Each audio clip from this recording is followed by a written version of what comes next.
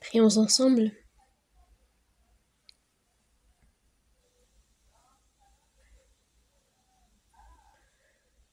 Dieu notre Père qui est miséricordieux et qui nous aime, nous vivions loin de toi, dans nos péchés, mais tu as eu pitié de nous et tu nous as aimés. Afin de nous sauver, ton Fils unique, Jésus, a reçu le jugement à notre place, et par le sang précieux qu'il a versé, il a lavé éternellement tous nos péchés. Il a fait en sorte que nous n'ayons pas à recevoir le jugement. Merci pour cette grande grâce.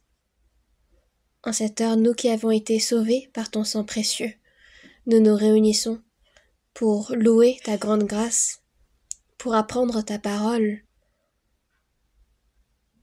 Merci car tu nous fais participer dans cette communion sainte où tu résides. Nous croyons en ce que tu es avec nous en cette heure même. Veille sur chacun d'entre nous. Et par ta main miséricordieuse, soutiens-nous,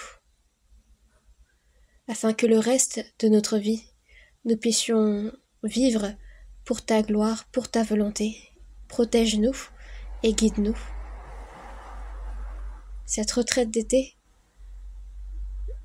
jusqu'au 7e tour du séminaire biblique, de nombreuses âmes ont pu recevoir le salut selon ta volonté. Nous croyons en ce que cela a pu te rendre gloire et a pu être agréable, et nous t'en remercions.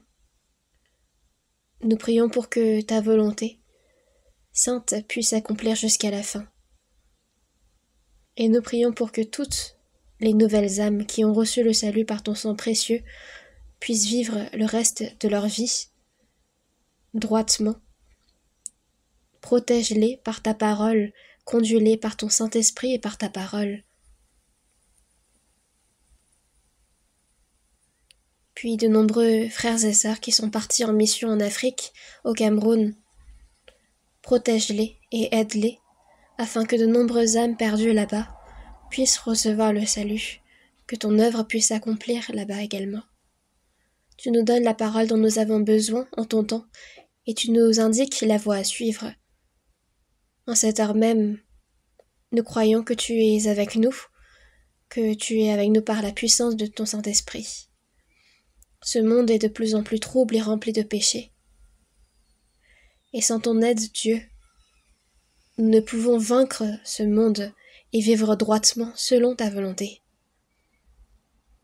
Par ta parole, par la puissance du Saint-Esprit, fortifie-nous afin que, peu importe ce qui se passe, nous puissions vivre sans honte en tant que tes enfants.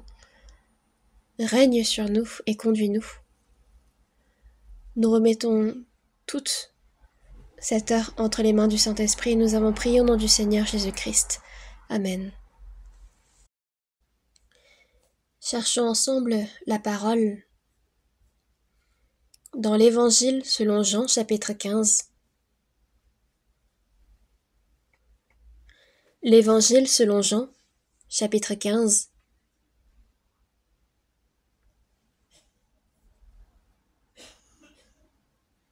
Chapitre 15 à partir du verset 1 jusqu'au verset 10. Je vais lire. Jean, chapitre 15 à partir du verset 1 jusqu'au verset 10. Je suis le vrai cep, et mon Père est le vigneron. Tout sarment qui est en moi et qui ne porte pas de fruits, il le retranche, et tout sarment qui porte du fruit, il l'émonde, afin qu'il porte encore plus de fruits. Déjà, vous êtes purs à cause de la parole que je vous ai annoncée. Demeurez en moi, et je demeurerai en vous. Comme le sarment ne peut de lui-même porter du fruit, s'il ne demeure attaché au cep, ainsi vous ne le pouvez non plus si vous ne demeurez en moi. Je suis le cep, vous êtes les sarments. Celui qui demeure en moi et en qui je demeure porte beaucoup de fruits, car sans moi vous ne pouvez rien faire. Si quelqu'un ne demeure pas en moi, il est jeté dehors, comme le sarment, et il sèche, puis on ramasse les sarments, on les jette au feu, et ils brûlent. Si vous demeurez en moi, et que mes paroles demeurent en vous, demandez ce que vous voudrez, et cela vous sera accordé. Si vous portez beaucoup de fruits, c'est ainsi que mon Père sera glorifié, et que vous serez mes disciples. Comme le Père m'a aimé, je vous ai aussi aimé. Demeurez dans mon amour. Si vous gardez mes commandements, vous demeurez dans mon amour, de même que j'ai gardé les commandements de mon Père et que je demeure dans son amour. Jusqu'ici?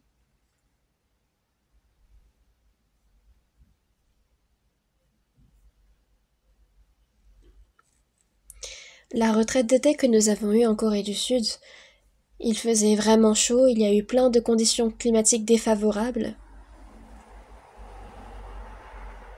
Et pourtant, de nombreuses personnes ont pu participer à cette retraite d'été.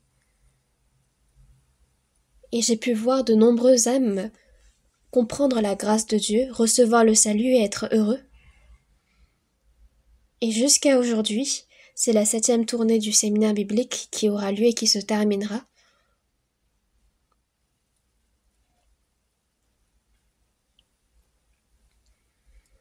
Auparavant également, il y a eu de nombreuses personnes qui recevaient le salut, mais cette retraite d'été encore, plus que avant, il y a eu encore plus de personnes qui se sont réunies, qui ont écouté la parole très attentivement et qui ont pu recevoir le salut.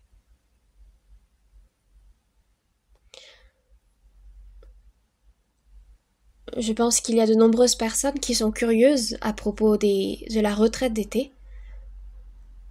Du coup, je vais vous partager les résultats que j'ai pu recevoir. Donc au total, le nombre de participants aux 7 tournées du séminaire biblique de cette retraite ont été au nombre de 82 233 personnes. Donc de nombreuses personnes sont venues. Puis ceux qui ont été baptisés sont au nombre de 3 594. Puis l'Évangile a été prêché dans de nombreuses langues, en anglais, en chinois, en vietnamien, en mongol, en khmer, en thaï, en russe, en anglais, en chinois, en espagnol, en japonais, en népali et en birman. Donc c'est dans de nombreuses langues que nous avons prêché l'Évangile et beaucoup de personnes ont participé pour la première fois et ont pu comprendre la grâce de Dieu. Puis il y a eu de nombreuses personnes qui ont fait le service de l'infirmerie.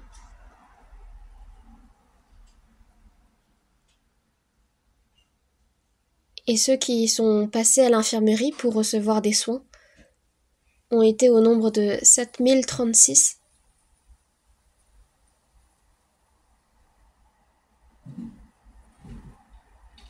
Ça a dû être à cause de la forte chaleur, il y a eu de nombreuses personnes qui sont tombées malades.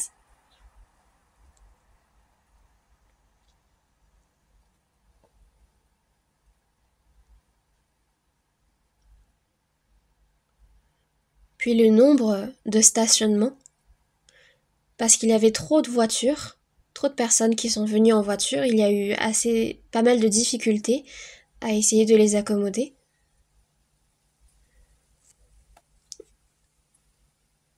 Avant, il n'y avait pas beaucoup de places de stationnement dans notre ancien centre de retraite, mais désormais nous avons environ 2000 places disponibles dans notre centre. Donc il y a eu plein de personnes qui sont venues en voiture. Je n'ai pas le nombre exact, mais nous sommes aux alentours de 2000 voitures qui se sont garées dans notre parking. Puis il y a également de nombreuses personnes qui ont fait l'offrande. Et le montant total que nous avons amassé, c'est 333 895 590 won. En vrai, je n'avais pas à détailler les chiffres exacts, mais en ce moment, nous sommes en train de faire des travaux pour notre centre de retraite pour ajouter encore 3 bâtiments. Et nous estimons ces temps de travaux à 2 ans.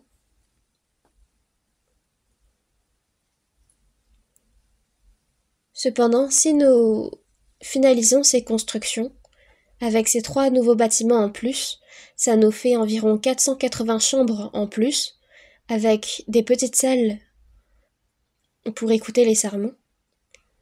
Donc j'aimerais vraiment que ces travaux puissent vite se terminer. C'est assez difficile en ce moment. Donc et j'avais demandé à ce que chacun puisse participer et contribuer à ces travaux. C'est pourquoi je remercie énormément ceux qui ont fait l'offrande.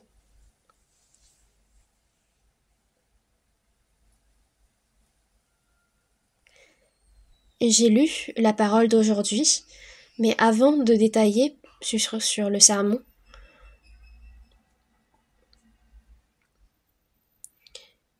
j'aimerais m'adresser en premier à tous ceux qui ont reçu le salut récemment. D'avoir reçu le salut, c'est quelque chose de très surprenant. C'est la plus grande œuvre que Dieu ait jamais faite. Et c'est aussi le miracle de notre vie, d'avoir reçu le salut. Il en va de même pour moi. J'ai reçu le salut le 30 octobre 1962 à 20h. Ce jour où j'ai reçu le salut, en comprenant la grâce de Dieu, il est toujours frais dans ma tête. Si ce jour n'existait pas, je ne serais sûrement pas auprès de vous, ici. Mais à partir de ce jour, mon but de mon existence a été tellement clair pour moi. Et pas seulement pour moi, mais je pense qu'il en va de même pour vous qui ont reçu le salut nouvellement. Donc cette fois-ci, à travers cette retraite, de nombreuses personnes ont reçu le salut. Mais quel changement y a-t-il quand nous avons compris la grâce de Dieu? Ceux qui ne fréquentaient pas l'église viennent désormais à l'église. Ceux qui ils font de nouveaux services, ils font bien l'offrande, mais on ne parle pas de cela. Ceux qui comprennent, ceux qui ont compris la grâce de Dieu et qui ont reçu le salut, vont désormais voir de nombreux et surprenants changements. Et en apprenant la Bible, nous pouvons les découvrir un à un. Quand on regarde dans 2 Corinthiens, chapitre 5, verset 17, il est dit: si quelqu'un est en Christ, il est une nouvelle créature. Les choses anciennes sont passées, voici, toutes choses sont devenues nouvelles. Quand on reçoit le salut, c'est le Christ qui entre en nous. Quand on reçoit le salut, le Seigneur est en moi, et moi je suis dans le Seigneur. C'est ainsi que nous sommes une nouvelle créature. Et il fait de moi un homme nouveau. Donc il nous faut entrer dans ces nouveaux cieux, dans cette nouvelle terre.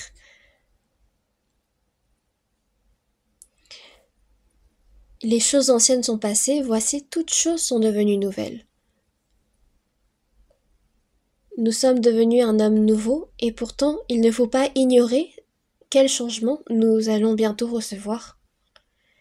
Donc c'est une parole que nous connaissons bien, mais il y a des changements surprenants. Notre destin a changé, notre statut a changé, notre objectif de vie a changé, tout a changé finalement. Mais en premier lieu, ce qui est le plus important, c'est que nous avons reçu le pardon de nos péchés. La plus grande œuvre faite par Dieu, c'est que les pécheurs qui étaient corrompus, en quittant Dieu et en commettant le péché, afin de les sauver, Dieu a envoyé son Fils unique en tant qu'homme sur cette terre, et lui qui n'avait aucun péché, cet homme saint, il a fait porter les péchés du monde et il a fait subir la mort la plus pitoyable, celle de la croix, où il a été crucifié, et par le sang précieux qu'il a versé, tous nos péchés ont été éternellement pardonnés. Dans Éphésiens chapitre 1 verset 7, en lui nous avons la rédemption par son sang, la rémission des péchés, selon la richesse de sa grâce. Qu'est-ce que la rémission ?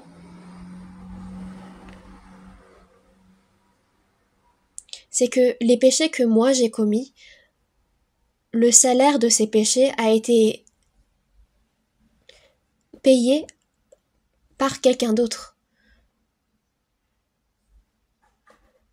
Jésus, c'est à notre place qu'il est mort, et par le sang qu'il a versé, nos péchés ont été rachetés, nous avons été pardonnés de nos péchés.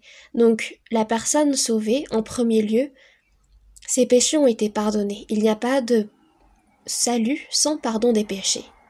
Certains disent avoir reçu le salut, être nés de nouveau, mais ils ne sont pas sûrs concernant la rémission de leurs péchés. Mais cela n'est pas le salut, parce qu'il n'y a pas de salut sans rémission des péchés. Et dans Hébreux chapitre 10, verset 1, le peuple d'Israël, c'était en sacrifiant les taureaux, les boucs, les agneaux, ils les attrapaient, et c'était par leur sang qu'ils recevaient la rémission des péchés, sauf que cela était une ombre de Christ qui allait venir. C'est pourquoi dans Hébreux chapitre 10, verset 4, « Car il est impossible que le sang des taureaux et des boucs ôte les péchés. » Les bêtes ne peuvent mourir à la place de l'homme. Il n'est pas plus saint que l'homme. C'est pourquoi dans Hébreux chapitre 9, verset 12, « Il est entré une fois pour toutes dans le lieu très saint, non avec le sang des boucs et des veaux, mais avec son propre sang, ayant obtenu une rédemption éternelle. » Désormais, devant Dieu, Jésus est vivant et intercède en notre faveur. C'est ce que nous avons compris quand nous avons reçu le salut.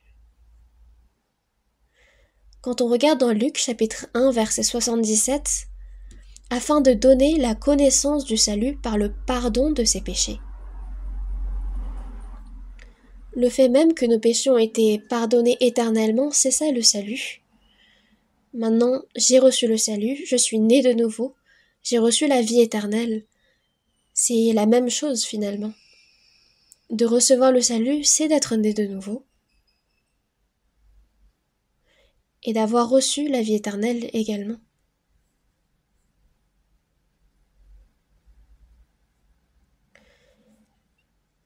Et même durant notre vie sur cette terre, nous avons cette vie éternelle.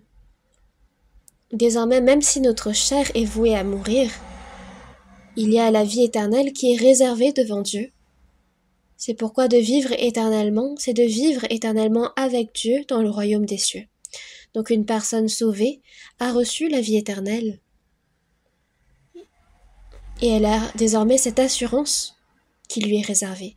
Dans Jean chapitre 5 verset 24, « En vérité, je vous le dis, celui qui écoute ma parole et qui croit à celui qui m'a envoyé a la vie éternelle et ne vient point en jugement, mais il est passé de la mort à la vie. Il est passé du destin d'aller en enfer au destin d'aller au royaume des cieux, de la perdition éternelle à la vie éternelle. » C'est un changement tellement surprenant et grand qu'une personne sauvée ne peut ne pas très bien comprendre.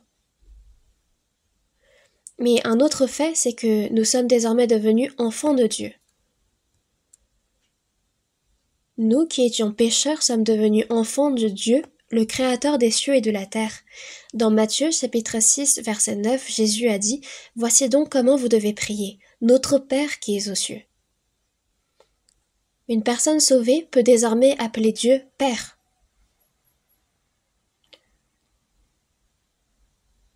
Parce que pour les personnes sauvées, ils ont accepté Dieu comme étant leur Père. Dieu est désormais leur Père. Et nous, maintenant, nous sommes dans l'amour de Dieu, des frères et des sœurs. Donc d'être devenu enfant de Dieu, c'est aussi un fait très surprenant. Dans Jean chapitre 1 verset 12, « Mais à tous ceux qui l'ont reçu, à ceux qui croient en son nom, elle a donné le pouvoir de devenir enfants de Dieu. » Une fois qu'on a compris la grâce de Dieu et ceux qui ont accueilli Jésus dans leur cœur, Elle a donné le pouvoir de devenir enfant de Dieu. Et vous savez à quel point grand est ce statut?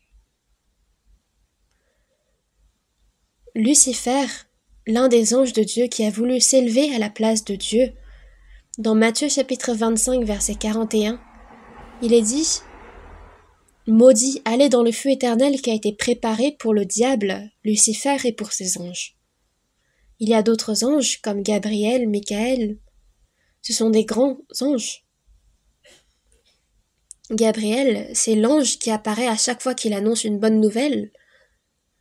Et Michaël, lui, c'est l'ange qui combat aux côtés du peuple d'Israël à chaque fois qu'il menait une guerre. Pourquoi Israël, qui est une petite nation, gagne à chaque fois qu'il se bat contre de grandes nations? C'est parce que Dieu combat pour lui, et parce que Dieu a promis qu'il n'allait plus jamais être détruit. Aux pensées de l'homme, Israël, c'est seulement 8 millions d'habitants. C'est pour cela que les nations voisines, les nations arabes, musulmanes, on penserait que elles détruiront vite Israël, sauf que voyez la situation dans la bande de Gaza. Il y a de nombreuses personnes qui sont en train de mourir continuellement, chaque jour. Mais c'est pas seulement en Gaza, il y a aussi le Liban, la Syrie, l'Iran. Ces 3 grands pays qui s'unissent pour combattre Israël. Et ce petit pays qu'est Israël, c'est avec quelle force qu'il se bat contre ces grandes nations, on ne peut pas comprendre avec la pensée humaine.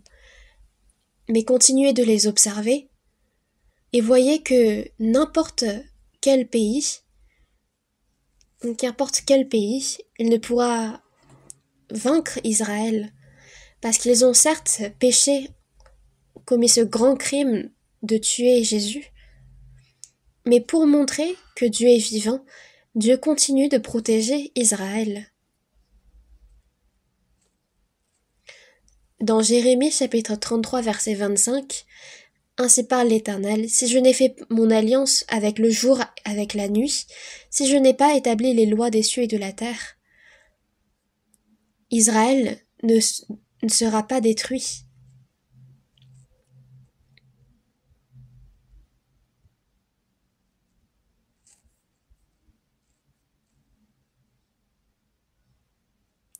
Israël est certes le peuple saint de Dieu, mais eux-mêmes, s'ils ne naissent pas de nouveau, ils ne peuvent devenir enfants de Dieu. Les anges sont les plus puissants après Dieu, et dans Psaume,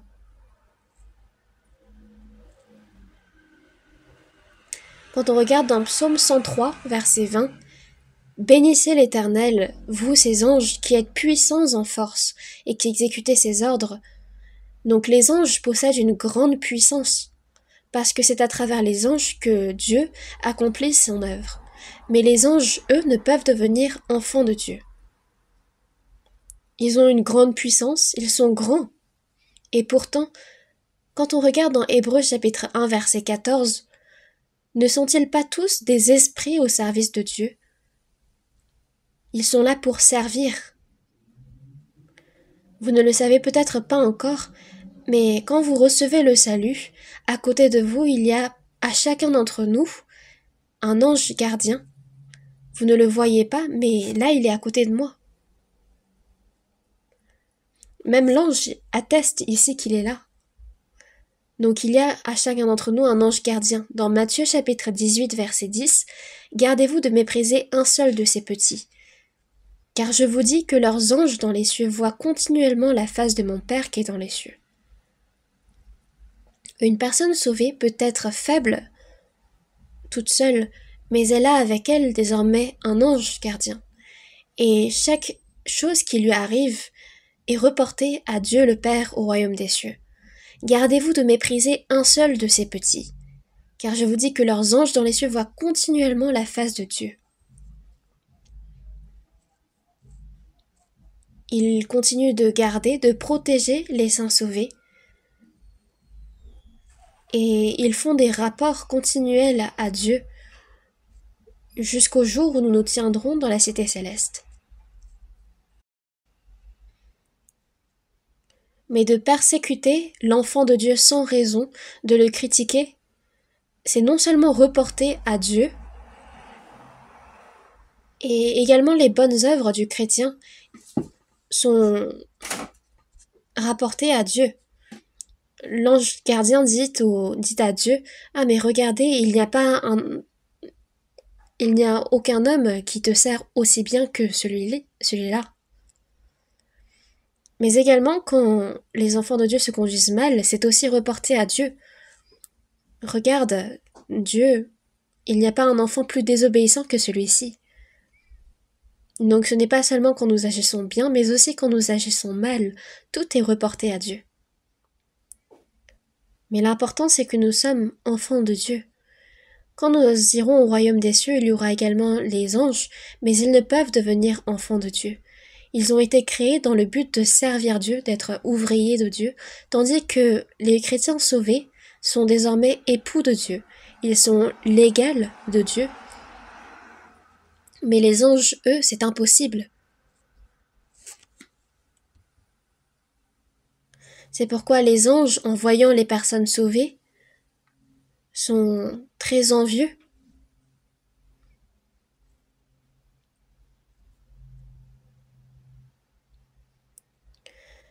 Puis, dans Galates chapitre 4, verset 6, « Et parce que vous êtes fils, Dieu a envoyé dans nos cœurs l'esprit de son Fils, lequel crie « Abba, Père ». À une personne qui a désormais reçu le salut, elle a reçu l'esprit de son Fils. C'est l'esprit d'adoption, l'esprit du Fils. Et également dans Romains chapitre 8 verset 17, « Or si nous sommes enfants, nous sommes aussi héritiers, héritiers de Dieu et co-héritiers de Christ. Si nous sommes enfants, nous sommes les héritiers de Dieu. » Ça veut dire que nous recevrons la même gloire que Christ. Et c'est pourquoi nous recevrons la gloire de Christ si toutefois nous souffrons avec lui. Donc, quand nous avons reçu le salut, toutes ces choses se sont accomplies en même temps. Il est un peu dur de comprendre au premier abord. C'est comme un mendiant qui vivait dans la rue, mais un empereur qui passait dans ce village a aperçu ce mendiant qui faisait pitié. Il l'a pris avec lui, il l'a lavé, puis il lui a fait porter des vêtements de prince, puis il a déclaré à tous ses serviteurs que désormais il était son héritier. C'est que désormais, le statut, le destin, tout de ce mendiant a changé désormais en prince. Il en va de même pour les pécheurs qui étaient destinés à aller en enfer.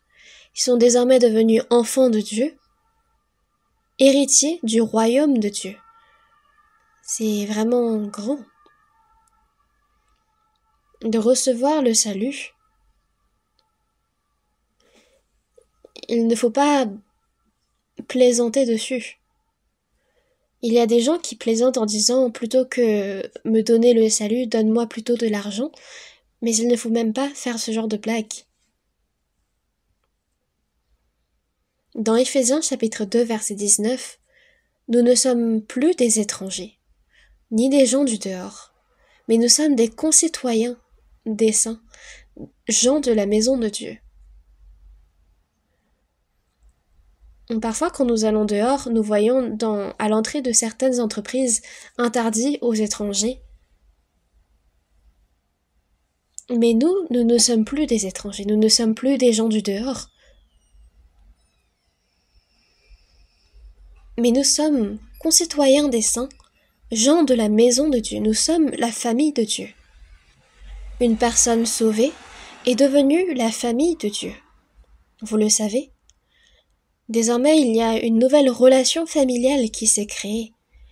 Il y a les parents, mes parents qui m'ont enfanté et qui ont pris soin de moi. Il y a également des frères, des sœurs de sang. pas mal de membres de la famille avec qui je partage le même sang. Mais une personne sauvée et la famille de Dieu, c'est incomparable. Et une personne qui devient la famille de Dieu l'est éternellement. Ils sont gens de la maison de Dieu. Ils appartiennent désormais à la famille de Dieu. Puis dans Philippiens, chapitre 3, versets 20 et 21, quand on regarde, il est dit que nous, les personnes sauvées,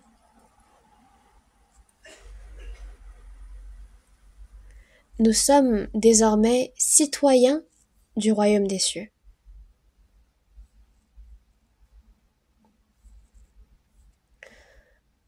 Physiquement, ceux qui sont nés en Corée du Sud sont citoyens de Corée du Sud. Mais quand on reçoit le salut, notre cité à nous est dans les cieux. Nous sommes devenus citoyens de la cité céleste. Notre citoyenneté physique dans ce monde, coréenne par exemple, peut se terminer, prendre fin. Cependant, dans Hébreux chapitre 11, il est dit qu'ils étaient étrangers et voyageurs sur la terre. Que nous sommes voyageurs. Donc notre royaume principal, notre cité, à nous, est dans le royaume des cieux.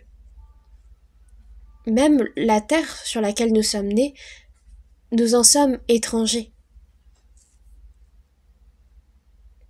Mais quand on parle d'étrangers, on parle sûrement à la barrière de la langue. Une personne qui est sauvée dans ce monde peut désormais ne pas pouvoir partager les mêmes discussions avec sa famille qui n'est pas sauvée. On parle certes la même langue, mais il y a des choses qui ne passent plus. Désormais, notre royaume, notre cité à nous est dans les cieux.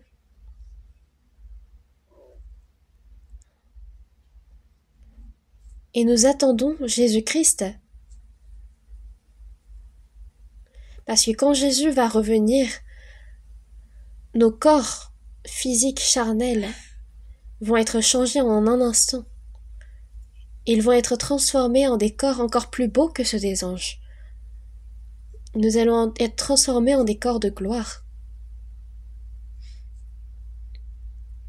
Et c'est en étant transformés que nous nous tiendrons devant Dieu.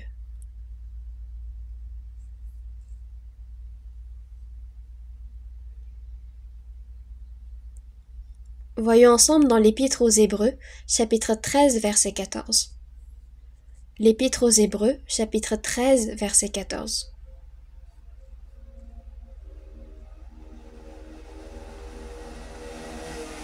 Hébreux, chapitre 13, verset 14. Lisons ensemble. Car nous n'avons point ici-bas de cité permanente, mais nous cherchons celle qui est à venir. Ici-bas, la terre sur laquelle nous vivons n'est pas une cité permanente, ce n'est pas un endroit où nous pouvons vivre éternellement. C'est comme un voyageur qui séjourne pendant une nuit dans un bon hôtel, ou alors dans une auberge peu chère. Mais il y a par exemple des résidences que pour les femmes, ou des résidences pour les étrangers, pour les voyageurs, mais ici-bas, nous n'avons point de cité permanente. Même s'il existe des choses intéressantes dans ce monde, ne vous y attachez pas trop, parce que ces choses-là sont temporaires. Nous n'avons point ici-bas de cité permanente, mais nous cherchons celle qui est à venir.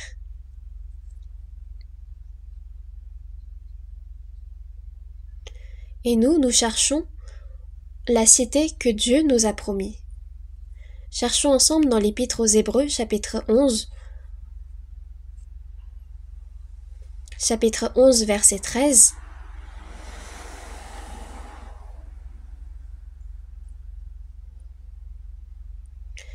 C'est dans la foi qu'ils sont tous morts, sans avoir obtenu les choses promises, mais ils les ont vus et salués de loin, reconnaissant qu'ils étaient étrangers et voyageurs sur la terre. Ceux qui parlent ainsi montrent qu'ils cherchent une patrie. Dans le passé, les saints qui vivaient dans le temps de l'Ancien Testament, qu'est-ce qu'ils disaient? Ils ont reconnu qu'ils étaient étrangers et voyageurs sur la terre. Une fois qu'on est sauvé, nous devenons étrangers et voyageurs de ce monde, parce que notre cité à nous est en haut.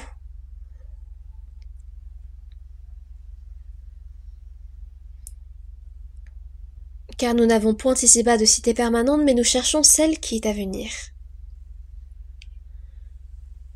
Et quand on regarde dans le verset 16, lisons ensemble, mais maintenant, ils en désirent une meilleure, c'est-à-dire une céleste.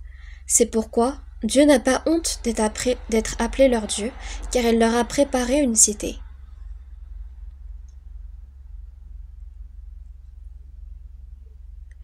Quand nous sommes sur terre, nous sommes étrangers et voyageurs.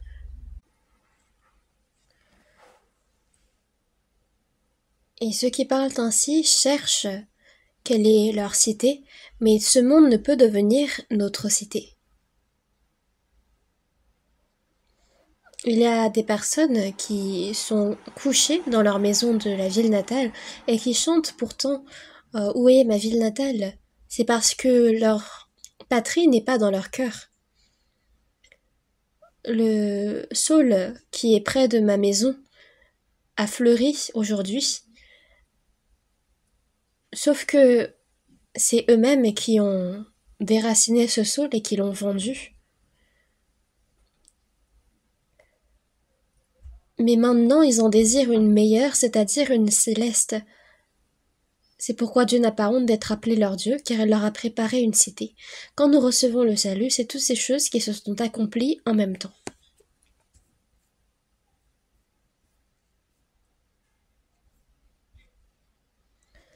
Je pense que nous avons plein de choses que nous avons vues et ressenties durant cette retraite d'été. Voyons ensemble dans Éphésiens chapitre 3, verset 20.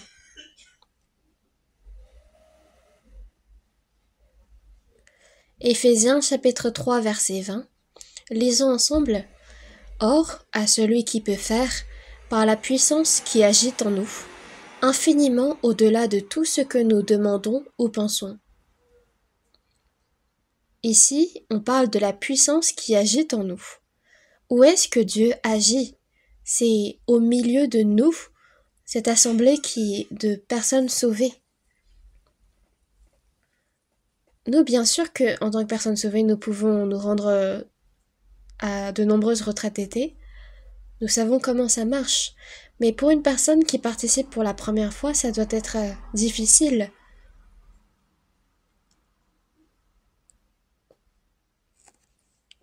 Et pour accueillir ces personnes qui arrivent pour la première fois, de nombreux frères et sœurs, ces jeunes frères et sœurs qui sont sortis dehors malgré la forte chaleur, qui les ont accueillis tout le long du chemin. Et à l'intérieur même du centre de retraite, il y a des frères et sœurs qui sont occupés à nettoyer. Il y a d'autres frères et sœurs qui doivent veiller la nuit pour surveiller. Puis d'autres qui se lèvent tôt le matin pour préparer à manger, malgré la forte chaleur, qui font des soupes, du riz. Des frères et sœurs qui font la vaisselle, et ceux-là, nous ne leur avons pas confié ces tâches, mais beaucoup se sont portés volontaires. Les frères et sœurs ne font pas ces services-là parce qu'on leur a imposé, mais c'est parce qu'ils le font avec un cœur volontaire. De ce que je sais, avant, quand une personne sauvée allait au centre de retraite, elle n'avait rien à faire, parce qu'elle avait déjà reçu le salut, même quand elle écoutait la parole, c'était des choses qu'elle savait déjà. Donc il y avait plein de personnes qui venaient et qui restaient assis, sans rien faire. Mais ce n'est plus le cas en ce moment. Pour que de nombreuses âmes puissent recevoir le salut, il y a forcément une chose que je peux faire. Et les frères et sœurs de nos jours cherchent quoi faire. On ne leur a pas imposé des tâches, mais ces personnes ont payé les frais de la retraite et ils font le service pendant la retraite. Que ce soit les pasteurs qui prêchent le sermon dans la grande salle, ou alors d'autres qui font des entretiens personnels, il y en a tellement. Puis dans les infirmeries, ils sont en train de veiller pour toujours accueillir les patients et soulager leur douleur. Donc c'est des milliers, des nombreuses personnes qui travaillent pour l'œuvre du Seigneur. Et le Seigneur, lui, travaille au milieu de nous. Et s'il n'y avait pas cette assemblée, ce n'est pas parce que le pasteur prêche bien qu'il se passe quelque chose, il ne se passe rien. Mais derrière, il y a des frères et sœurs qui font le service sans être vus. Ils unissent leur cœur. Et ils ont ce cœur sincère et cette prière ardente pour que de nombreuses âmes puissent recevoir le salut. Et c'est au milieu de cette assemblée-là que Dieu œuvre. Et cette parole est surprenante par la puissance qui agit en nous, infiniment au-delà de tout ce que nous demandons ou pensons. Qu'est-ce qu'une personne sauvée peut demander ou penser? Nous ne demandons pas à bien vivre, à bien manger, mais nous vivons avec ce que Dieu nous accorde. Et ce que nous demandons ou pensons ardemment, c'est que de nombreuses âmes encore puissent recevoir le salut. Et nous prions pour que tout cela puisse rendre gloire au Père. Mais infiniment au-delà de tout ce que nous demandons ou pensons, Dieu a agi. Et moi-même, en voyant tout ce qui s'est passé pendant cette retraite d'été, il faisait tellement chaud. Il pleuvait aussi beaucoup.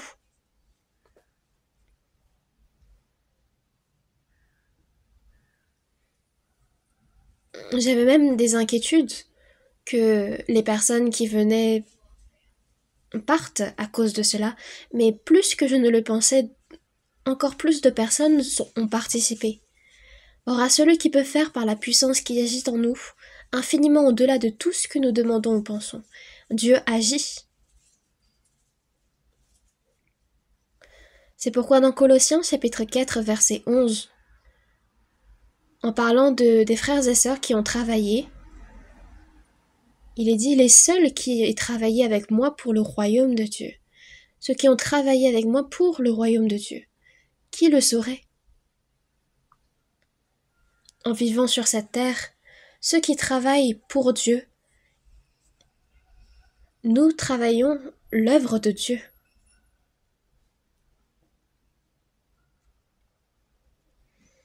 Et dans Philippiens chapitre 1 verset 27, vous demeurez fermes dans un même esprit, combattant d'une même âme pour la foi de l'Évangile. Des personnes sauvées, c'est avec un même cœur pour l'œuvre de la prédication de l'Évangile qu'ils s'unissent et qu'ils demeurent fermes dans un même esprit. Moi aussi, pour qu'une âme puisse recevoir le salut, qu'est-ce que je pourrais faire? Et c'est ainsi que la personne agit de son plein gré. Peu importe quelle est l'œuvre, que ce soit de nettoyer les toilettes, peu importe ce que c'est, les frères et sœurs cherchent, voyez-les, ça m'a même surpris. Est-ce que c'est parce qu'on leur a confié quelque chose, qu'on leur a demandé de faire cela? Nous aussi, en vivant sur cette terre, nous faisons l'œuvre du Seigneur. Pendant cette retraite, de faire le service ensemble, de s'unir à l'évangélisation.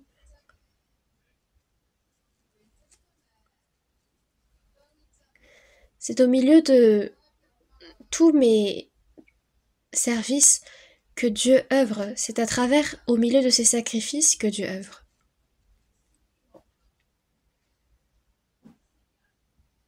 Et les saints qui sont partis en mission en Afrique ne sont pas encore de retour. Je reçois constamment des messages, des nouvelles d'eux sur Katok. Le pasteur O est parti avec eux, mais il y a environ plus de 40 frères et sœurs qui sont partis avec lui.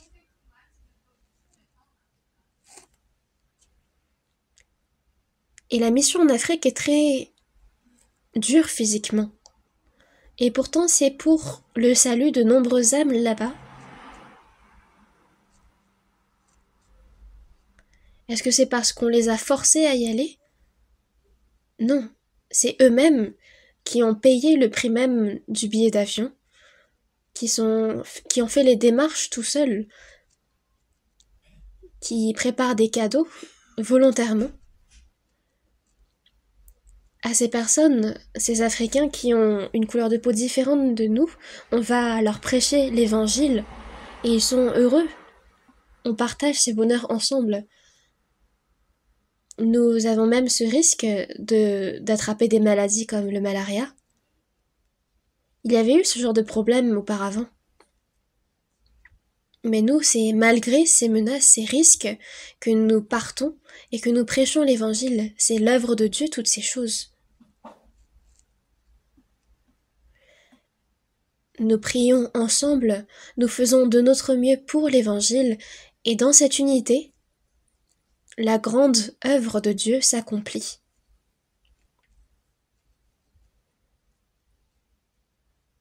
Donc je vous ai partagé ce qui s'est passé durant la retraite d'été, mais parce que il ne nous reste plus beaucoup de temps,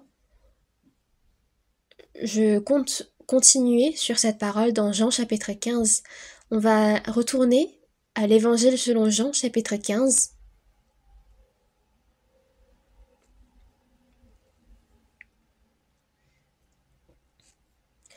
Le contenu dans Jean chapitre 15 parle de comment doit être la vie d'une personne née de nouveau. Dans Jean chapitre 15 verset 1, « Je suis le vrai cep et mon père est le vigneron. » Jésus, quand il dit des paroles très importantes, il aimait utiliser des paraboles. Il dit de lui qu'il est le cep et que Dieu le Père est le vigneron, celui qui prend soin de la vigne.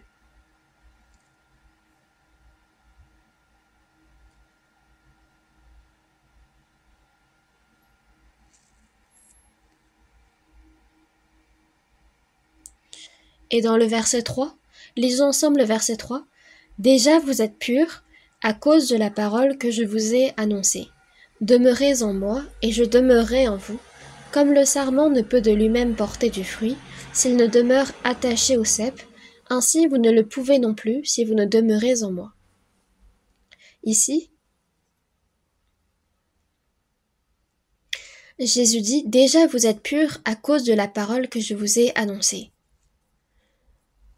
Le contenu dans Jean chapitre 15 parle de demeurer en lui, de demeurer dans l'amour du Père, de demeurer dans sa parole. Après notre salut, quelle est notre vie de foi? C'est une vie dans le Seigneur. Mais qu'est-ce qu'une vie dans le Seigneur? C'est ce que nous devons apprendre.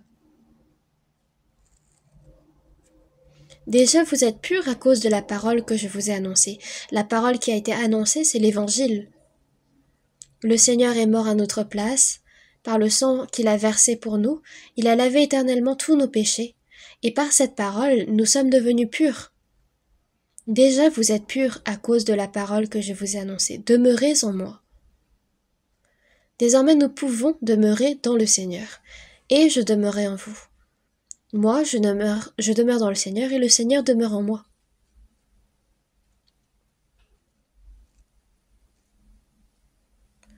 Dans 1 Pierre, chapitre 1, verset 22, « Ayant purifié vos âmes en obéissant à la vérité. »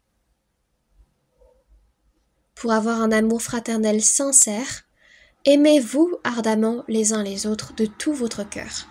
Il y a une telle parole. En obéissant à la vérité, en recevant la parole de l'évangile de Dieu, c'est à ce moment-là que nous avons compris cette vérité. Vous connaîtrez la vérité, et la vérité vous affranchira. C'est ce que Jésus a dit. quand nous recevons la vérité dans notre cœur, nous devenons purs. Ayant purifié vos âmes en obéissant à la vérité pour avoir un amour fraternel sincère, aimez-vous ardemment les uns les autres de tout votre cœur. Quand nous recevons le salut, notre cœur est purifié par la parole de la vérité de Dieu. Nous sommes devenus purs déjà. Et c'est par la purification de nos âmes que nous sommes désormais capables d'avoir cet amour fraternel sincère, sans mensonge. Une fois que nous avons compris l'amour de Dieu, nous devons aimer les frères d'un amour sans mensonge. Il y a des personnes qui font un amour malhonnête en se disant « Ah, si j'aime ce frère, je peux avoir tel et tel avantage. » Mais ce n'est pas un vrai amour.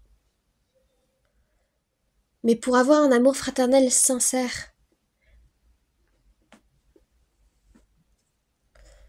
les personnes sauvées, ceux qui ont véritablement compris la grâce de Dieu et qui l'ont reçue, ont désormais cette force de s'aimer les uns les autres par un même amour. Est-ce que c'est parce que quelqu'un leur a ordonné ? Mais désormais, pour avoir un amour fraternel sincère, aimez-vous ardemment les uns les autres de tout votre cœur. Voyons ensemble dans l'Évangile selon Jean chapitre 14, verset 20. Jean chapitre 14, verset 20, lisons ensemble. « En ce jour-là, vous connaîtrez que je suis en mon Père, que vous êtes en moi et que je suis en vous. » Ici, on utilise le mot « en ». Et en ce jour, de quel jour on parle? C'est le jour où nous recevons le salut. Le jour où nous sommes sauvés, en un instant, il y a des changements étonnants qui se passent, des choses miraculeuses. Et en ce jour-là, vous connaîtrez que je suis en mon Père, que vous êtes en moi et que je suis en vous. Je suis en mon Père, vous êtes en moi, je suis en vous. C'est que nous sommes désormais dans le Seigneur. C'est pourquoi après notre salut, le Seigneur est en moi et je suis dans le Seigneur. Être en quelque chose, dans quelqu'un, c'est vraiment important. Voyons ensemble dans le premier épître aux Corinthiens. La première épître aux Corinthiens, chapitre 1, verset 8. 1 Corinthiens, chapitre 1.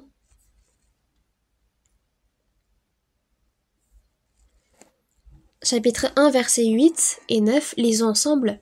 « Il vous affermira aussi jusqu'à la fin, pour que vous soyez irréprochables au jour de notre Seigneur Jésus-Christ. Dieu est fidèle, lui qui vous a appelés à la communion de son Fils, Jésus-Christ notre Seigneur. »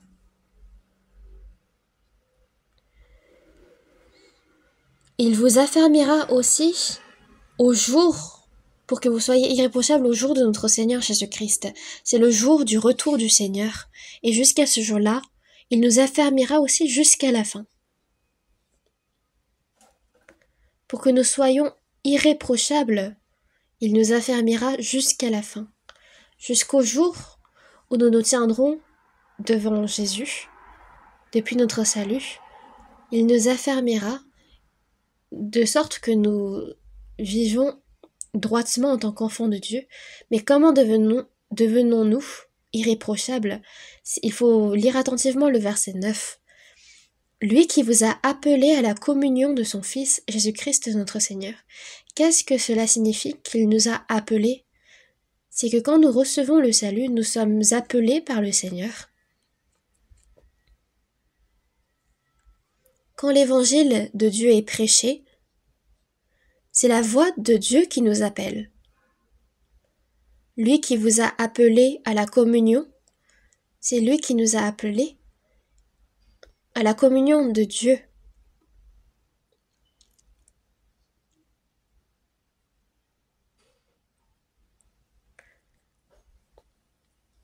Il est dit que ce monde, quand un bébé naît, il voit son père, sa mère qui l'ont enfanté, puis il voit sa grande sœur, son oncle, sa tante. Et cette communion avec sa famille commence. Mais quand nous recevons le salut, c'est avec le Seigneur que nous entrons en communion. Et c'est à travers cette communion que nous devenons irréprochables. Cette parole est importante. La vie de foi ne peut se faire seule. Quand j'ai reçu le salut, j'ai certes écouté l'évangile, je l'ai compris seul. Mais après le salut, la vie de foi ne se fait pas seule. Il y a ma famille que j'aime. Sous la protection de la famille qui aime cet enfant, comment l'enfant peut bien grandir. Une personne sauvée, c'est sous la protection du Seigneur et dans la communion, dans l'assemblée des frères et sœurs sauvés, qu'elle grandit, qu'elle s'affermit pour devenir un jour irréprochable. Et cela ne se fait pas seul. Une personne se dit être sauvée, mais on ne la voit plus dans la suite. Ça, ce n'est pas le salut. Une fois qu'on est sauvé,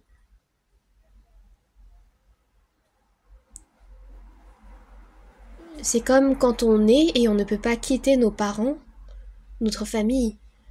Une personne sauvée ne peut quitter l'assemblée des saints sauvés. C'est de demeurer dans cette assemblée-là que de demeurer dans le Seigneur.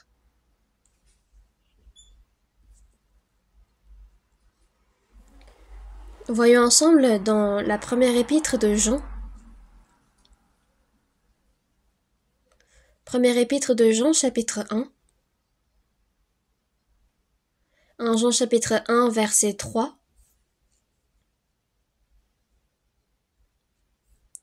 1 Jean chapitre 1, versets 3 et 4, lisons ensemble. Ce que nous avons vu et entendu, nous vous l'annonçons, à vous aussi, afin que vous aussi, vous soyez en communion avec nous. Or notre communion est avec le Père et avec son Fils Jésus-Christ. Et nous écrivons ces choses afin que notre joie soit parfaite.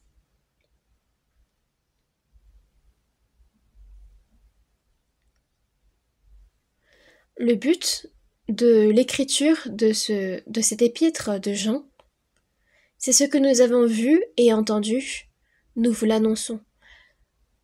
Jean, c'est l'un des 12 disciples de Jésus. Il est dit de lui que c'était le disciple qui a été le plus aimé par Jésus. Or, ce que nous avons vu et entendu, nous vous l'annonçons à vous aussi, afin que vous aussi vous soyez en communion avec nous. L'Évangile selon Jean, c'est un livre qui permet de recevoir le salut, qui prêche l'Évangile, et l'épître de Jean, quant à lui, c'est l'épître qui incite à la communion. Notre communion est avec le Père et avec son Fils Jésus-Christ. Il y a une communion qui commence entre Dieu le Père, le Saint-Esprit qui est au milieu de nous. On ne parle pas là d'un amour humain, mais le maître de la communion, c'est Dieu et son Fils Jésus-Christ. Et le Saint-Esprit qui nous pousse à la communion, et c'est de demeurer dans cette communion que de demeurer dans le Seigneur. C'est pourquoi la vie de foi après le salut,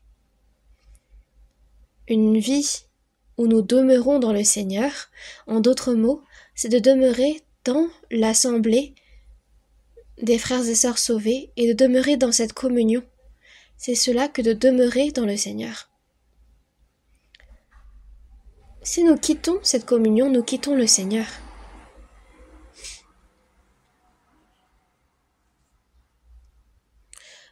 Une fois que nous recevons le salut, nous ne pouvons mener notre vie de foi seuls. Seuls, nous ne pouvons comprendre bien la Bible. On a envie de vivre selon la volonté de Dieu après notre salut, mais seul, c'est impossible. Parce que seul, ma foi ne grandit pas. Un bébé, dès qu'il naît, ne va pas dire « Père, je te remercie. Mère, je vais partir gagner de l'argent. » Si le bébé agit ainsi sort de la maison, est-ce que toute la famille va applaudir et dire « Ah, notre bébé est parti pour gagner de l'argent ?» Non, ils vont avoir peur et s'affoler. De grandir et de demeurer dans la communion, c'est ce que nous devons impérativement faire. C'est dans cette communion-là que nous grandissons petit à petit. Et c'est dans cette communion sainte que notre foi croît. Notre communion est avec le Père et avec son Fils Jésus-Christ, et nous écrivons ces choses afin que notre joie soit parfaite. Si les personnes sauvées quittent l'Assemblée sainte des personnes sauvées, où est-ce qu'ils peuvent trouver la joie dans ce monde ? Les saints qui sont dans le pays, les hommes pieux sont l'objet de toute mon affection. Nous, c'est dans la communion sainte que nous trouvons la vraie joie.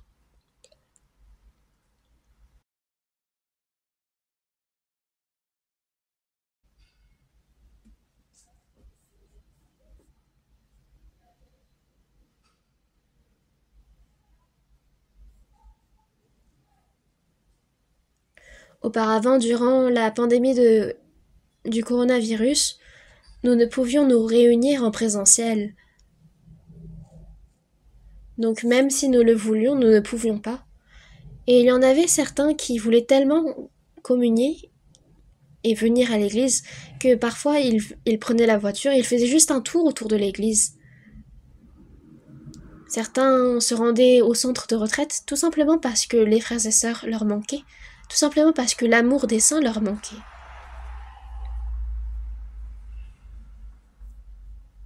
Voyons ensemble dans l'Évangile selon Jean chapitre 15.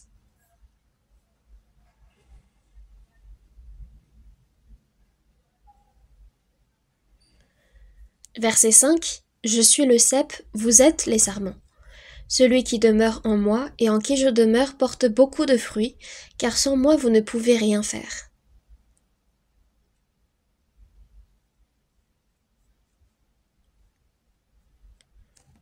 Quand on reçoit le salut, je suis le cep, vous êtes les sarments. Dieu, c'est le vigneron qui élève le cep qui est Jésus, et nous sommes les sarments de ce cep. Je suis le cep, vous êtes les sarments. Celui qui demeure en moi et en qui je demeure porte beaucoup de fruits, car sans moi, vous ne pouvez rien faire. Celui qui demeure en moi et en qui je demeure, cela signifie quoi ? C'est que les sarments soient attachés au cep, c'est cela que de demeurer en lui. Les frères et sœurs, les saints sauvés, sont les sarments, les branches de la vigne. Celui qui demeure en moi et en qui je demeure porte beaucoup de fruits, car sans moi vous ne pouvez rien faire. Les sarments, s'ils restent attachés au cep, parce qu'ils reçoivent tous les nutriments dont ils ont besoin à travers les racines, le tronc, ils peuvent grandir naturellement. Puis tout naturellement, ils portent du fruit. Notre vie de foi est vraiment facile. Il suffit juste de participer à la communion,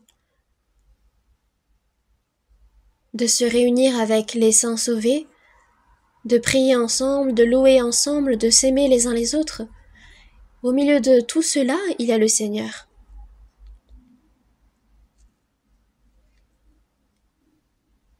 Et au milieu de tout cela, comme il y a les nutriments qui arrivent depuis les racines, nous recevons tous les nutriments dont nous avons besoin dans notre vie de foi, dans le Seigneur. Puis, naturellement, nous portons du fruit. Car sans moi, vous ne pouvez rien faire.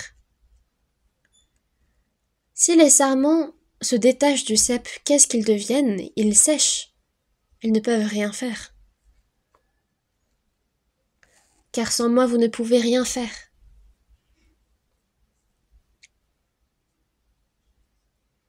Si les sarments restent tout simplement attachés au cep, alors ils sont nourris de nutriments, ils grandissent et ils portent du fruit.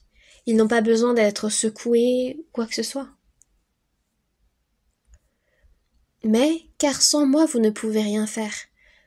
Si on reste attaché, on peut porter beaucoup de fruits, mais si on le quitte, on ne peut rien faire.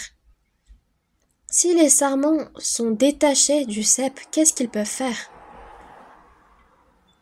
Ils vont s'assécher, les hommes vont les ramasser, ils vont les mettre au feu. Car sans moi vous ne pouvez rien faire. C'est important de comprendre que veut dire cette parole. Si nous quittons la communion, notre foi ne peut grandir, nous ne pouvons prêcher l'Évangile et nous ne pouvons vivre droitement selon la volonté du Seigneur. Sans la communion, nous ne pouvons pas faire ces choses. C'est de rester dans la communion que de rester dans le Seigneur. Or, notre communion est avec le Père et avec son Fils Jésus-Christ. C'est quand nous sommes avec les frères et sœurs, quand nous prions, quand nous apprenons la parole ensemble, c'est au milieu de cela que le Seigneur demeure. Et donc, quand nous communions entre nous, nous communions avec le Seigneur. Et alors, automatiquement, notre foi grandit et nous portons du fruit. Et donc on dit que nous sommes une assemblée formée dans le Saint-Esprit. Et c'est là que le Seigneur demeure. Cherchons ensemble dans la première épître aux Corinthiens, chapitre 12.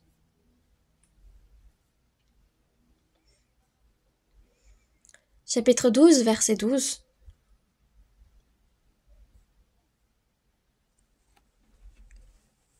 Chapitre 12, verset 12 et verset 13, lisons ensemble. Car comme le corps est un et a plusieurs membres, et comme tous les membres du corps, malgré leur nombre, ne forment qu'un seul corps, ainsi en est-il de Christ. Nous avons tous en effet été baptisés dans un seul esprit pour former un seul corps, soit juifs, soit grecs, soit esclaves, soit libres, et nous avons tous été abreuvés d'un seul esprit. C'est une parole très importante ici. Le corps est un et a plusieurs membres, c'est la vérité. Le corps est un, mais il y a plusieurs membres, il y a des yeux, un nez, une bouche, des oreilles, des mains, des pieds. Donc dans un seul corps, il y a plusieurs membres. Nous sommes, en nous unifiant, un corps, le corps de Christ, et dans ce corps, Christ est la tête, nous sommes ses membres.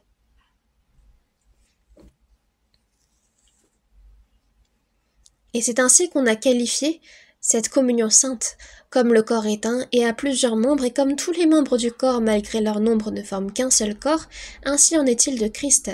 Nous, les personnes sauvées, si nombreux soyons-nous, nous sommes tous un seul corps. Que nous soyons juifs, grecs. Les juifs à cette époque étaient le peuple saint choisi par Dieu, et les païens, c'est ceux qui sont étrangers à cette alliance. Donc que nous soyons juifs, que nous soyons grecs, que nous soyons esclaves, que nous soyons libres. Le statut est vraiment différent entre un esclave et un libre. Quand cette Bible a été écrite, il y avait encore ce système d'esclavage. On achetait les esclaves à prix d'argent et on en faisait ce qu'on voulait.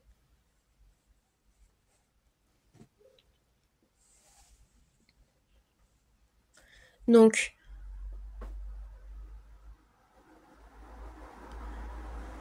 si vous êtes appelé en tant qu'esclave, faites bien votre statut d'esclave. Si vous avez été appelé en tant que libre, alors profitez de votre liberté. Mais en Christ, il n'y a pas de distinction, soit esclave, soit libre.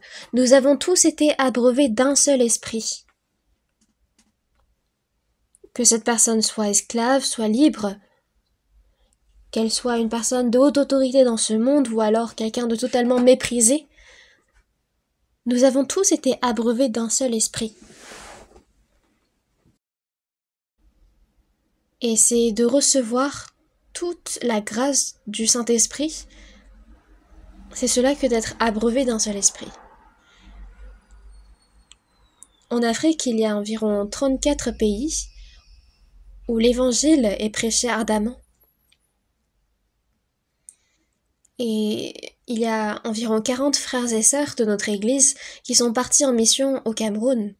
Je suis désolée de dire ça, mais leur visage est totalement différent du nôtre, n'est-ce pas? Leur peau est noire. Mais est-ce que nous faisons une distinction basée sur la couleur de peau? Non, il en va de même pour Dieu. Il y a en chacun d'entre nous l'esprit qui ressemble à Dieu, et Dieu souhaite que cet esprit soit sauvé et que nous entrions au royaume de Dieu. Si Dieu ne fait pas de distinction, est-ce que nous pouvons faire de distinction? Non.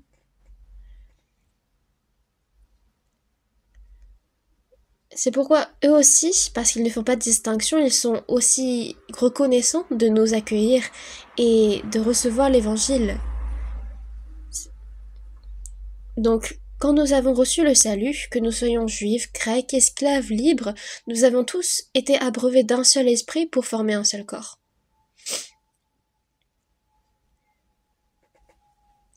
Et c'est différent que de recevoir le baptême par l'eau. Quand nous recevons le salut, nous sommes baptisés dans un seul esprit. Il n'y a pas quelque chose, une sensation soudaine pendant la prière ou quoi que ce soit.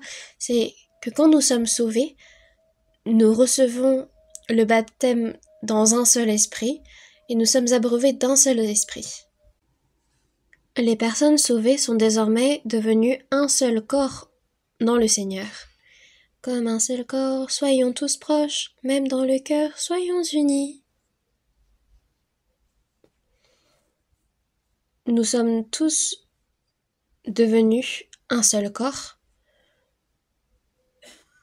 Quoique avant le salut, cette personne n'était pas très intelligente, qu'elle n'avait pas un bon statut, qu'elle était pauvre. En fait, tout cela n'importe plus. Que cette personne ait eu une bonne éducation, ou alors qu'elle n'ait pas eu d'éducation, qu'elle soit riche ou qu'elle soit pauvre. Si nous portons ces critères pour juger les hommes, alors nous serons grandement châtiés par Dieu. Quand Dieu n'a fait aucune distinction, nous ne devons pas faire de distinction. Puis dans 1 Corinthiens chapitre 12 verset 27, lisons ensemble: Vous êtes le corps de Christ et vous êtes ses membres chacun pour sa part. L'apôtre Paul a dit: Vous êtes le corps de Christ. Les personnes sauvées sont désormais le corps de Christ. Quand nous demeurons dans cette assemblée, nous devenons le corps de Christ et individuellement nous sommes des membres de ce corps. Il y a des gens qui font le rôle de yeux, d'autres qui font le rôle de main, d'autres le rôle de pied. Il y a également d'autres organes à l'intérieur que nous ne voyons pas. Mais toutes ces choses, toutes ces personnes ensemble forment un seul corps. Et nous sommes indissociables. Si un membre quitte le corps, il ne peut vivre. C'est impossible. Jésus, lui, est la tête de l'Église et nous sommes les membres. Le Seigneur ne nous quitte pas, mais est-ce que nous pouvons quitter le Seigneur? Les personnes sauvées forment désormais une seule assemblée. Et de quitter cette assemblée, c'est de quitter le Seigneur. Il y a une personne qui vivait bien sa vie de foi, et tout à coup on ne la voit plus, on ne sait où elle est partie. Et quelque temps plus tard, on se renseigne et on se rend compte qu'il était parti pour gagner de l'argent. Et après, quand il était revenu en vacances, on lui a demandé pourquoi on ne vous voit plus, et il disait: Ah, c'est parce que je voulais gagner de l'argent, avec cet argent je voulais faire un peu d'offrande, c'est pour cela que je ne suis pas parmi vous en ce moment. Et quand j'ai entendu ces mots, je lui ai dit: Est-ce qu'après avoir gagné cet argent, vous comptez suppléer à Dieu, l'approvisionner? Est-ce que vous allez approvisionner Dieu? Est-ce que Dieu veut de l'argent? Dieu veut notre personne. En quittant la communion, on quitte Dieu. Peu importe ce que cette personne a dans le monde, si elle quitte le Seigneur, quel sens ça a pour Dieu? Nous ne pouvons quitter le Seigneur. Éphésiens chapitre 1. Voyons ensemble l'épître aux Éphésiens chapitre 1. Chapitre 1 verset 22.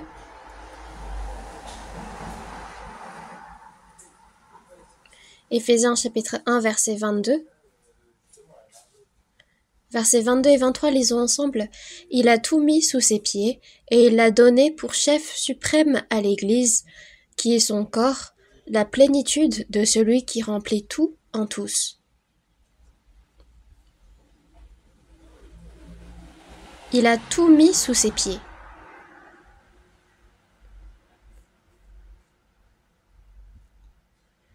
Toutes les créatures se soumettent au plan de Dieu, et toutes ces créatures ont été mises sous ses pieds, et il l'a donné pour chef suprême à l'Église. Donc, au-dessus de toute chose, il y a l'Église, et l'Église, Jésus est la tête de l'Église. Donc il a tout mis sous ses pieds, il l'a donné pour chef suprême à l'Église. Qu'est-ce que cela signifie? C'est que toute chose dans ce monde sont inférieures aux chrétiens sauvés. Est-ce que vous comprenez désormais à quel point nous sommes précieux? Nous sommes au-dessus de toute créature qui ont été créées par Dieu. Et Christ, lui, est au-dessus de toute chose également, parce que lui, c'est la tête de l'Église. Donc nous, les saints sauvés, nous sommes une créature vraiment glorieuse, il faut le connaître. Il a tout mis sous ses pieds, il l'a donné pour chef suprême à l'Église, qui est son corps, le corps de Christ. La plénitude de celui qui remplit tout en tous.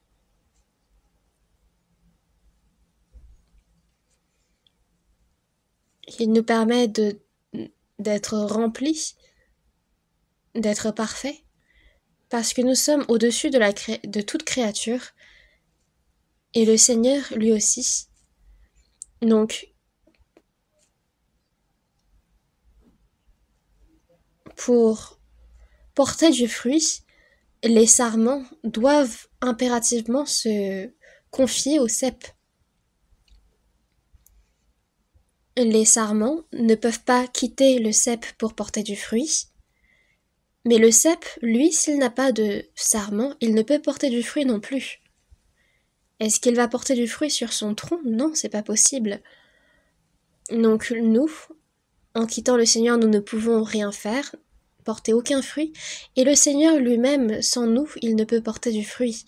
Donc la relation que nous avons entre le Seigneur et nous, c'est une relation absolue. Nous, sans le Seigneur, nous ne pouvons rien faire, et le Seigneur, sans nous, il ne fera rien. C'est vraiment un fait surprenant.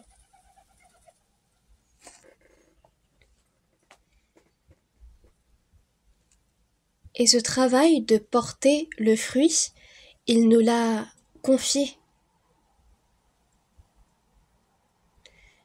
Les sarments, eux, n'ont qu'à rester attachés au cep pour pouvoir en être approvisionnés et pour porter du fruit. Une personne sauvée n'a pas besoin de réfléchir et de se creuser le cerveau.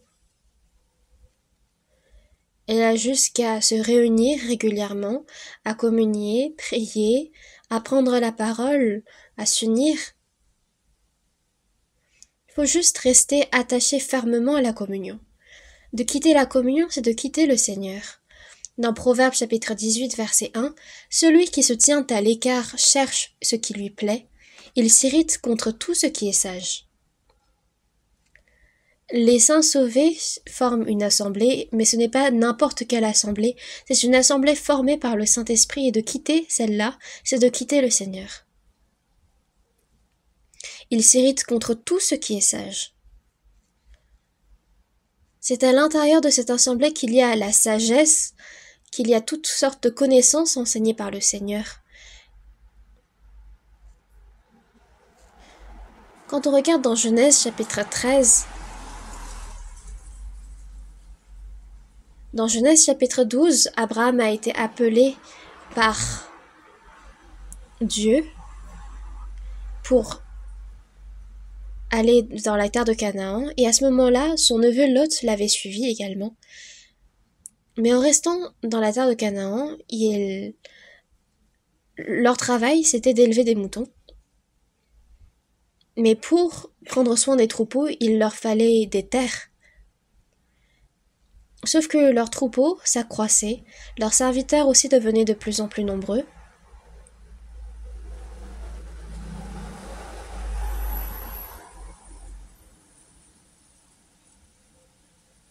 Donc les serviteurs de Lot et les serviteurs d'Abraham n'arrivaient plus à se supporter car ils étaient trop nombreux.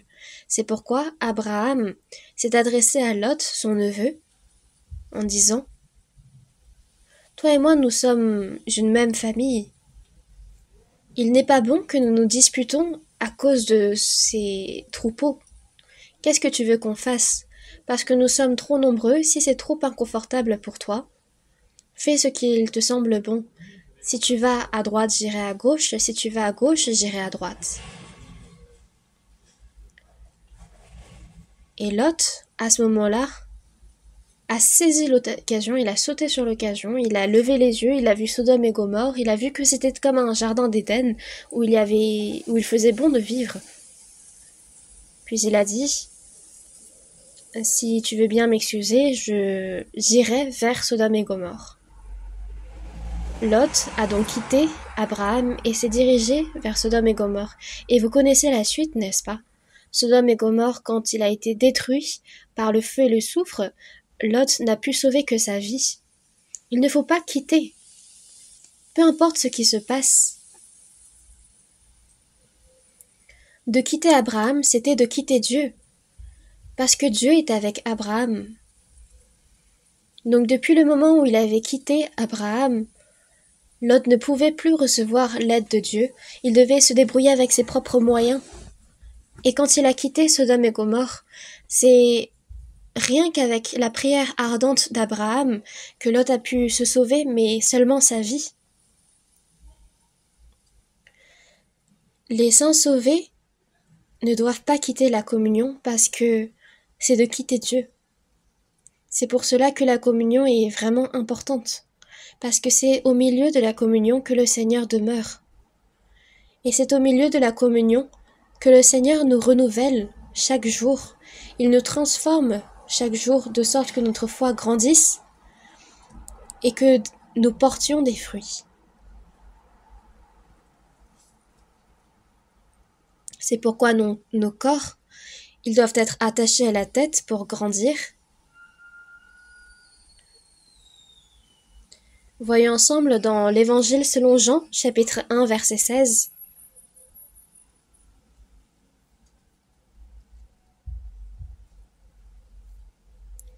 Jean, chapitre 1, verset 16, lisons ensemble. « Et nous avons tous reçu de sa plénitude, et grâce pour grâce. » Nous avons tous, nous les personnes sauvées, nous avons tous reçu de sa plénitude. La plénitude, parce que dans le Seigneur, il y a toute plénitude. Et